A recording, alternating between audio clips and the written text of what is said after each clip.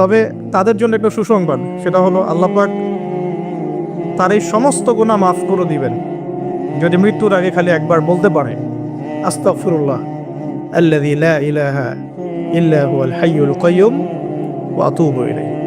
আল্লাহ পাক সমস্ত গুনাহ মাফ করার জন্য প্রস্তুত আছেন।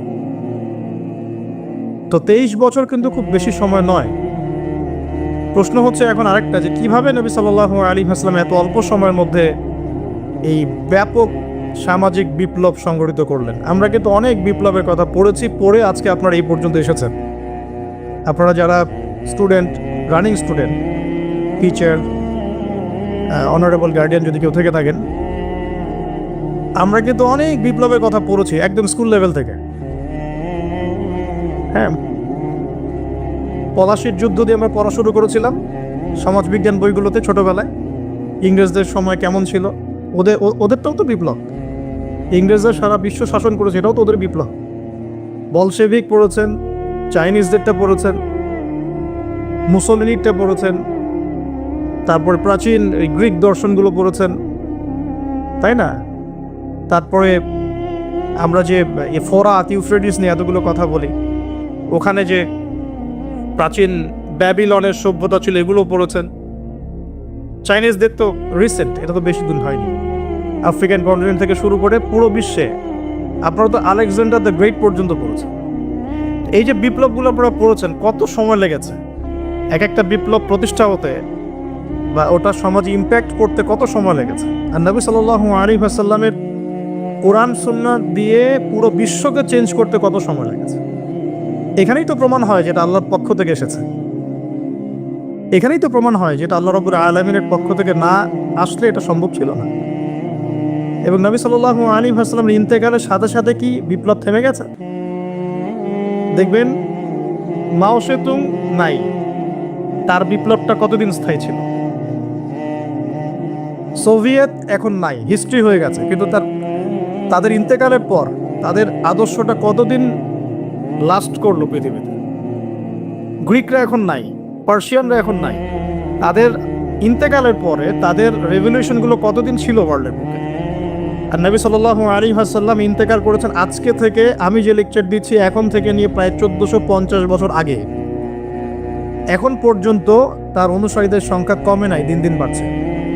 এটাই তো প্রমাণ হয়, এটাই তো প্রমাণ হয় যে নবী সাল্লাল্লাহু আলাইহি ওয়াসাল্লাম যে মানদণ্ডের সমাজ পরিবর্তন করেছেন, এটা আল্লাহর পক্ষ থেকে এসেছে। এটা আল্লাহ পাক রেখেছেন পৃথিবীতে বলেই আছে, ওগুলোকে আল্লাহ পাক রাখেন নাই, তাই নাই।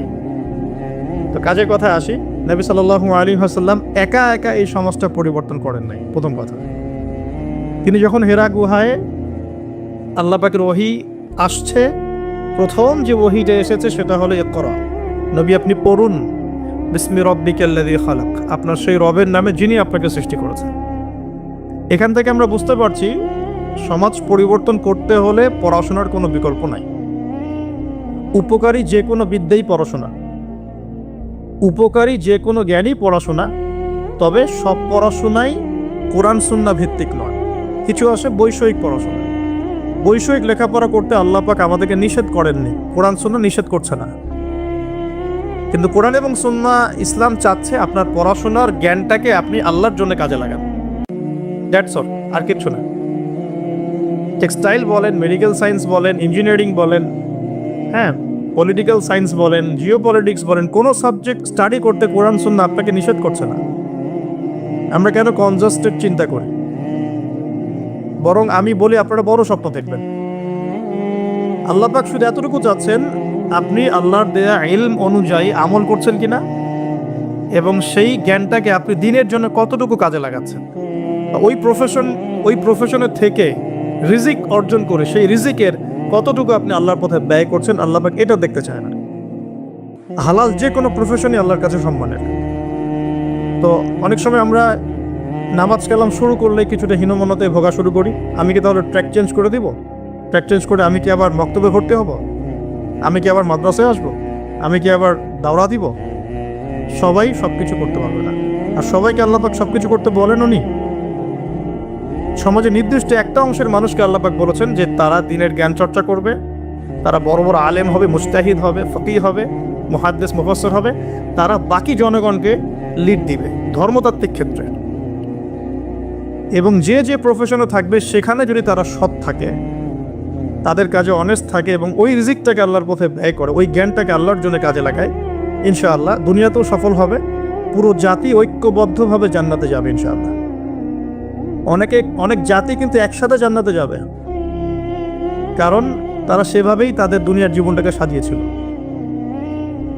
তো নবী সাল্লাল্লাহু আলাইহি ওয়াসাল্লাম একা করেন নাই, সাহাবীদেরকে নিয়ে করেছেন। প্রথম ওহীটা এসেছে পড়াশোনা কেন্দ্রিক। সো আমাদের সবাইকে প্রচুর পড়াশোনা করতে হবে, এটা আমার প্রথম নাসিহা আজকে। আমাদের সবাইকে প্রচুর পড়াশোনা করতে হবে, প্রচুর প্রচুর, মানে আমি কত প্রচুর বোঝাচ্ছি এটা আমি নিজেও ব্যাখ্যা করতে পারবো না। জাস্ট এতটুকু বলবো যে এখন আমার কাছে যা মনে হয় যে কোরআন এবং সুন্নাহর এই জ্ঞানের যে সাগর, এখানে আমি কেবল হাতড়ে বেড়াচ্ছি, ভালো করে সাঁতারও কাটতে পারছি না। ডুব দিয়ে নিচ থেকে মণিমুক্তা তোলা তো আমার জন্য অনেক বহুত দূর কি বাত, মানে এটা বলে না যে বহুত দূর কি বাত, তো এটা অনেক গভীর। আমরা দুই একটা চটি বই পড়ে নিজেদেরকে অনেক বড় কিছু ভাববো না।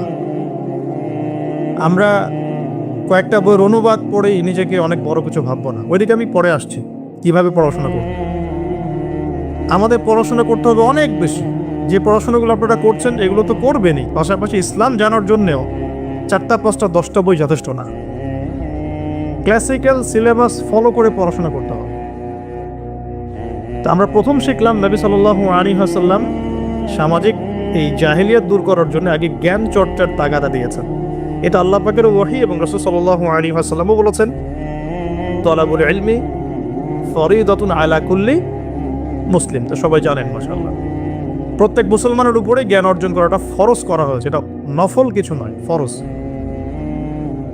এখন নবী সাল্লাল্লাহু আলাইহি ওয়াসাল্লাম ওহী নিয়ে বাসায় চলে আসলেন। খাদিজা রাদিয়াল্লাহু আনহা তাকে সান্ত্বনা দিলেন যে আপনার কোনো টেনশন নাই, আপনি ভয় পায়েন না, ইত্যাদি ইত্যাদি। ওয়ারাকা বিন নাফেলের কাছে নিয়ে যাওয়া হয়েছে। ওয়ারাকা বিন নাফেল তিনি বলেছেন যে তোমার কাছে যে ফেরেশতা এসেছিল তার নাম নামুস বা জিবরাইল আলাইহিস সালাম, যে নবী মুসা আলাইহিস সালামের কাছেও এসেছিল। তবে এখন তোমাকে তোমার কওম বের করে দিবে, এখন তোমাকে তোমার কওম বের করে দিবে। যদি আমি ওই দিন জীবিত থাকি যেদিন তোমার কওম তোমাকে বের করে দিবে, আমি তোমাকে বড় রকম সাহায্য করব। এই কথাটা বলেছেন ওয়ারাকা বিন নাওয়াফেল। সহিহ বুখারীর 2য় পৃষ্ঠায় এটা আছে, ওহী অধ্যায়ে। নবী সাল্লাল্লাহু আলাইহি ওয়াসাল্লাম অবাক হয়েছিলেন এই সময়, জিজ্ঞাসা করেছিলেন যে আওয়া মুখরিজিয়া, তারা কি আমাকে বের করে দিবে? আওয়া মুখরিজিয়াহুম, তারা কি আমাকে বের করে দিবে? তো ওয়ারাকা বিন নাফেল বলেছিলেন এর আগে যার কাছেই এই ফেরেশতা এসেছেন তাকেই তার কওম বের করে দিয়েছে। এখান থেকে একটা মন শক্ত করা কথা শুনতে হবে, সেটা হচ্ছে যদি আপনি সত্যিকারের ওহী কোরআন এবং সুন্নাহর উপর থাকতে চান তাহলে সমাজ আপনাকে স্বাভাবিকভাবে মেনে নেবে না, বিকজ সমাজটা জাহেলিয়াতের। আপনি রিবার এগেনস্টে কথা বলবেন, তারা আপনাকে মেনে নেবে না। আপনি পুরো বিশ্বে মুসলিমদের উপর যে নির্মম নির্যাতন, এর এগেনস্টে কথা বলবেন, তারা আপনাকে মেনে নেবে না। আপনি ধর্মতাত্ত্বিক ক্ষেত্রে মুসলিমদের মধ্যে যে সমস্যাগুলো নিয়ে কথা বলবেন, সবাই আপনাকে বন্ধুরূপে গ্রহণ করবে না। যদি তাদের ক্ষমতা থাকে তাহলে আপনাকে বেরো করে দিতে পারে, যদি ক্ষমতা না থাকে তাহলে মনে মনে হিংসা করতে পারে, ট্র্যাপে ফেলতে পারে, অনেক কিছুই করতে পারে। এটা হচ্ছে দলিল যে ওয়ারাকা বিন নাফেল প্রথম এই কথাটা বলেছিলেন, এবার তো তোমার কওম তোমাকে বের করে দিবে। আপনি বাসায় গিয়ে আজকে সহিহ বুখারী খুলে দেখেন, এটা হচ্ছে ওহী আসার বাস্তবতা। যাদের কাছে ওহী এসেছে এবং যাদের কাছে ওহীর জ্ঞান আছে তাদেরকে সবাই বন্ধুরূপে গ্রহণ করবে না। ইভেন আপনিও যদি এখন ইসলাম 100% ফলো করার চেষ্টা করতে থাকেন, আপনি আপনার পরিবারের মধ্যেই এক ঘরে হয়ে যেতে পারেন। আপনি আপনার পরিবারের মধ্যেই প্রবলেম ফেস করতে পারেন, সোসাইটিতে করতে পারেন। আমি তো অবাক হচ্ছি যে একটা শিক্ষা প্রতিষ্ঠানে এ ধরনের প্রোগ্রামের আয়োজন করা হচ্ছে। কয়টা শিক্ষা প্রতিষ্ঠান বাংলাদেশে আছে যেখানে বসে এই ধরনের কথা বলা যায়? অনেস্টলি স্পিকিং বলেন, 1%, 2%, 5%? আল্লাহ কবুল করেন, দোয়া করি আমি। এই জন্য আমি কঠিনভাবে কথাগুলো বলে যাচ্ছি, সবসময় সব সুযোগ হয়ে ওঠে না। ওহীর জ্ঞান এমন একটা জিনিস যেটা সবাই বন্ধুরূপে গ্রহণ করে না। কিন্তু নবী সাল্লাল্লাহু আলাইহি ওয়াসাল্লাম কি থেমে গিয়েছেন? উত্তর না। তিনি এবার তার ট্যাকটিকটা দেখেন কিভাবে তিনি 23 বছর এটা করেছেন, মাত্র 23 বছর। প্রথমত তিনি কি করেছেন? কাছের মানুষদেরকে আগে দাওয়াত দিয়েছেন। তাহলে দিন আগে নিজে যখন পালন করবেন, বুঝবেন, আমল করবেন, এটা প্রথম কাজ জ্ঞান অর্জন করার পর। এরপরে আপনার কাছের মানুষদেরকে দিনের দাওয়াত দিতে হয়। কাছের মানুষ মা, বাবা, স্ত্রী, সন্তান, বন্ধু বান্ধব ইত্যাদি। নবী সাল্লাল্লাহু আলাইহি ওয়াসাল্লামের দাওয়াতে প্রথম ইসলাম কবুল করেছেন কারা? খাদিজা রাদিয়াল্লাহু আনহা, কাছের মানুষ, স্ত্রী। আবু বকর সিদ্দিক রাদিয়াল্লাহু আনহু, প্রায় বন্ধু মানুষের মতোই, আগে থেকে পরিচয় ছিল। তারপরে তার ছোট ভাই আলী ইবনে আবি তালেব, কাজিন। তার আর এক কাজিন জাফর ইবনে আবি তালেব, বাসায় ছিলেন একজন পালক পুত্র যায়েদ ইবনে হারেসা।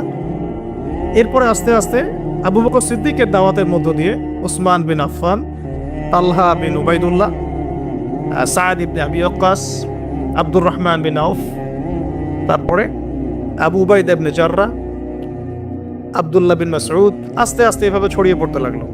তাহলে দাওয়াতের বা ইসলাম প্রচার করার, প্রসার করার, প্রতিষ্ঠা করার সুন্নাহটা কেমন? নিজে জ্ঞান অর্জন করে আমল শুরু করা, কাছের মানুষদেরকে দাওয়া দেয়া। আমরা কিন্তু নবীর সুন্নাহ মেনে চলতে চাচ্ছি না দিন প্রতিষ্ঠা করার ক্ষেত্রে। আমরা ইনস্ট্যান্ট রেজাল্ট চাই। হ্যাঁ, আমি চাই যে রাতারাতি সব পরিবর্তন করতে। এভাবে কখনো হয়নি, এভাবে কখনো হয়নি, কিয়ামত পর্যন্ত হবে বলে মনে হচ্ছে না।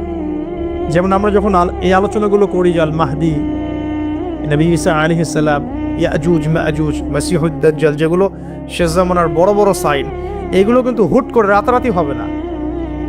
এগুলো একটা ফেজ পার করে করেই পৃথিবীর দিকে আসবে, আস্তে আস্তে আসবে। তো এখন দেখুন এরপর কি হলো। নবী সাল্লাল্লাহু আলাইহি ওয়াসাল্লাম যখন এভাবে দাওয়াতি কাজ করতে লাগলেন, প্রথম 3 বছর তিনি এভাবে দাওয়াত দিয়েছেন। বেশিরভাগ যারা ইসলাম কবুল করেছেন তারা ছিলেন যুবক। এখান থেকে আপনাদের সাথে আমার কথাটা শুরু হচ্ছে। বেশিরভাগ যারা ইসলাম কবুল করেছিলেন তারা কারা ছিলেন? যুবক। আপনি সিরাত পড়েন, অ্যাটলিস্ট আর রাহিকুল মাখতুম বইটা পড়ে দেখেন, দেখবেন বেশিরভাগই ছিলেন তরুণ প্রজন্ম। কেন তরুণ প্রজন্ম? বিকজ তরুণদেরকে আল্লাহ পাক একটা বলবো আবেগের সাম্যাবস্থা দিয়েছেন। এটা কেমন? মানে তারা যদি খারাপ পথে যায় তাহলে খুব খারাপ পথেই চলে যায়। তারা যদি ভালো পথে আসতে চায় খুব ভালো পথে চলে আসে। তারা চ্যালেঞ্জ গ্রহণ করতে পারে, খোলা মনে সিদ্ধান্ত নিতে পারে। অনেক সময় আবেগকে প্রশ্রয় দেয়, আবেগে কখনো ভুল সিদ্ধান্ত নেয়, কখনো কিন্তু সঠিক সিদ্ধান্ত নেয়। তো তরুণদের মধ্যে একটা চ্যালেঞ্জ গ্রহণ করার মানসিকতা থাকে যে ঠিক আছে আমি ইসলামের পথে থাকবো, পরিবার আমাকে না সহ্য করে না করুক। এই জিনিসটা 40-50 বছরের একটা মানুষ করতে পারে না। সে চিন্তা করে যে না, তারা আমার ছেলে মেয়ে, তাদেরকে নিয়ে ব্যালেন্স করে চলতে হবে ইত্যাদি ইত্যাদি। তারা মাঝ রাস্তা খোঁজার চেষ্টা করে। কিন্তু তরুণরা হয় ডান না হলে বাম, যে কোনো একদিকে চলবে। দেখবেন অনেক তরুণ ভাই আছেন যারা পুরোপুরি মাদকের সাথে সম্পৃক্ত, মাদকাসক্ত, ওখান থেকে বের করা সো ভেরি ডিফিকাল্ট। আবার অনেক তরুণ প্রজন্ম আছে যারা মাদক কখনো হাতি দেয় না। আপনি এরকম দুটো প্রজন্ম দেখবেন বাংলাদেশে। কেউ কখনো জুয়ার আসরে কখনোই বসে নাই, আর কারো জুয়া না খেললে ঘুম আসে না। কেউ তাহাজ্জুদ ছাড়া ঘুমাচ্ছেন না, আর কেউ মসজিদে যায়ই নাই কখনো। একটা দৈন্যতা আছে, মেরুকরণ আমাদের দেশের তরুণ প্রজন্মের মধ্যে। তবে এটা আমাদের জন্য ভালো সংবাদ যে আলহামদুলিল্লাহ দিন দিন তরুণ প্রজন্মের মধ্যে একটা পরিবর্তন আসছে। এটা আল্লাহ পাকের খাস রহমত। যাদের মাধ্যমে আসছে আল্লাহ পাক তাদেরকে যেন কবুল করেন, দোয়া করি আমি। শয়তান যে আমাকে ওয়াসওয়াসা দেয় নাই এমন না, শয়তান আমাকেও অনেক ওয়াসওয়াসা দিচ্ছিল যে থাক আজকে প্রোগ্রামে যাওয়ার দরকার নেই, আজকে রেস্ট নেওয়া দেয়, এত ইফোর্ট দেওয়ার কি দরকার। তো শেষ পর্যন্ত আলহামদুলিল্লাহ আল্লাহ পাকের সন্তুষ্টির জন্য এই কষ্ট সহ্য করে আপনাদের মধ্যে আসছি আলহামদুলিল্লাহ। তো সুদীর্ঘ লম্বা আলোচনা করতে না পারলেও ইনশাআল্লাহ আমি কিছু গুরুত্বপূর্ণ সারগর্ভ সংক্ষিপ্ত কথা আপনাদের সামনে উপস্থাপন করার চেষ্টা করবো ইনশাআল্লাহ তাআলা। ওয়া মা তাওফীকি ইল্লা বিল্লাহ আলাইহি তাওয়াক্কালতু ওয়া ইলাইহি উনীব। খুবই মনোযোগের সাথে দিলের কান দিয়ে শুনতে হবে এবং আমল করার নিয়াতে শুনতে হবে। আল্লাহ পাক তৌফিক দান করেন। সর্বপ্রথম যে বিষয়টা আমি বলতে চাই সেটা হলো যে আল্লাহ রাব্বুল আলামিন আমাদের সবাইকে এই দুনিয়াতে পাঠিয়েছেন একটা বিশেষ উদ্দেশ্যে। আমাদেরকে কি আল্লাহ পাক খেলার ছলে সৃষ্টি করেছে, না কোনো উদ্দেশ্য আছে? উদ্দেশ্যটা আল্লাহ পাক বলেছেন সূরাতুজ যারিয়াত এর 56 নম্বর আয়াতে। কোন সূরা, কত নম্বর আয়াত? আল্লাহ পাক বলছেন আউযু বিল্লাহি মিনাশ শাইতানির রাজিম বিসমিল্লাহির রহমানির রহিম। আল্লাহ পাক বলছেন ওয়ামা খালাকতুল জিন্না ওয়াল ইনসা ইল্লা লিয়াবুদুন। আল্লাহ রাব্বুল আলামিন বলছেন, আল্লাহ পাক কি কথা বলেন? বলেন না? অনেকে বলছে না, আল্লাহ পাক কথা বলেন না। কোরআন কার বাণী? আকিদা পরিষ্কার করেন। কোরআন কি আল্লাহর মাখলুক না আল্লাহর কালাম? মাখলুক মানে কি? সৃষ্টি। আমরা মাখলুক কিনা? জি। কোরআনও কি আমাদের মতোই মাখলুক, নাকি কোরআন আল্লাহর কালাম? কালাম শব্দের অর্থ কি? কথা বা বাণী। তার মানে আল্লাহ রাব্বুল আলামিন কথা বলেন, আল্লাহ রাব্বুল আলামিন বলছেন। তার মানে কি আল্লাহ পাক এটা ওহী নাজিল করেছেন। আল্লাহ পাক বলছেন ওয়ামা খালাকতুল জিন্না ওয়াল ইনসা ইল্লা লিয়াবুদুন। আল্লাহ বলছেন আমি জিন আর মানব জাতিকে শুধুমাত্র আমার ইবাদত করার জন্যই সৃষ্টি করেছি, অন্য কোনো কারণে সৃষ্টি করি নাই। এখানে দুইটা শ্রেণী পাওয়া গেল, একটা হচ্ছে জিন জাতি, একটা কে? মানব জাতি। জিন জাতিকে আমরা দেখতে পারি, দেখেছেন কখনো জিন? দেখেন নাই, কিন্তু আমাদের সমাজে অসংখ্য জিনগ্রস্ত মানুষ ঘুরে বেড়াচ্ছে। আমি বলি ঢাকা শহরে যে মেয়েগুলো চলাফেরা করে শপিং মলে, রাস্তাঘাটে, এখানে ওখানে, এদের একটা ভালো অংশ কিন্তু জিনগ্রস্ত, জিন ধরা। এটা হয়তো বলবেন কেমন করে এটা বলতে পারেন? হ্যাঁ, আল্লাহর নূর যাদের মধ্যে আছে তারা বলতে পারে। বহু মেয়ে আছে রাস্তাঘাটে ঘোরাফেরা করে, এরা জিনগ্রস্ত, জিন ধরা। জিন ধরা না হলে ওরকম নগ্ন হয়ে ঢং করে রাস্তায় চলাফেরা করতো না। উপর একটা জিনের প্রভাব কি আছে? আছে। বিশ্বাস করছেন না?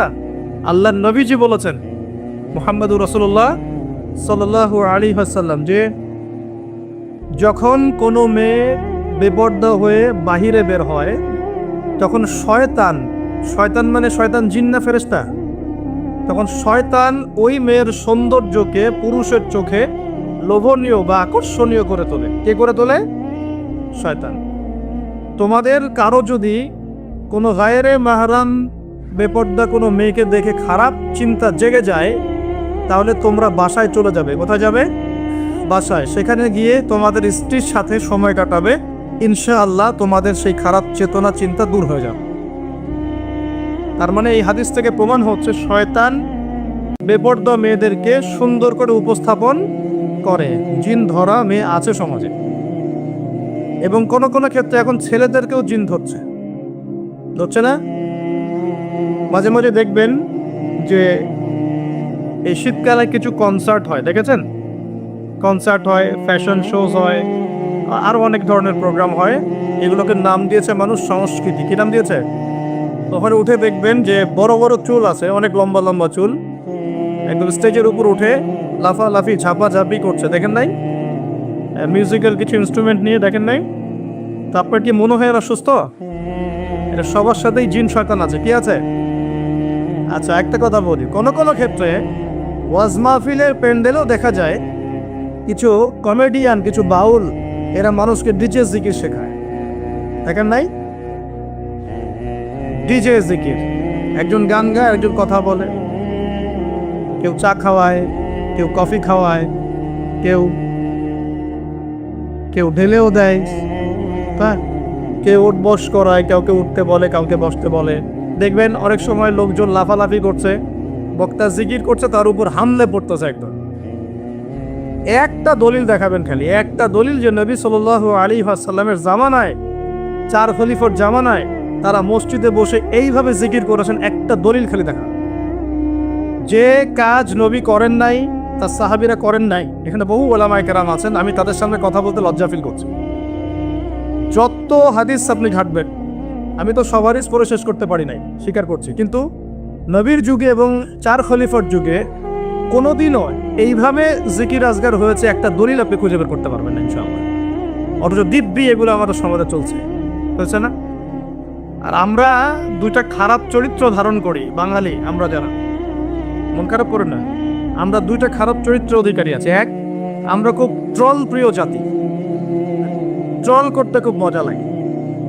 মনে হয় যেটা করে আমি একদম বাংলাদেশে কি বলবো দিন একদম কায়েম করে ফেলছি একদম। ট্রল পাগল, ট্রল প্রিয় জাতি আমরা একটা। আরেকটা হচ্ছে আমরা ইস্যু পাগল জাতি। ইস্যু, একটা ইস্যু আসবে, খুব লাভঝাপ চলবে কয়েকদিন, ইস্যু শেষ, আবার লাভঝাপ শেষ। বিদেশিরা বলে যে এটা আমাদের শিক্ষার ব্যাপার আছে, কারণ নিজের মধ্যে ত্রুটি থাকলে তো সলভ করতে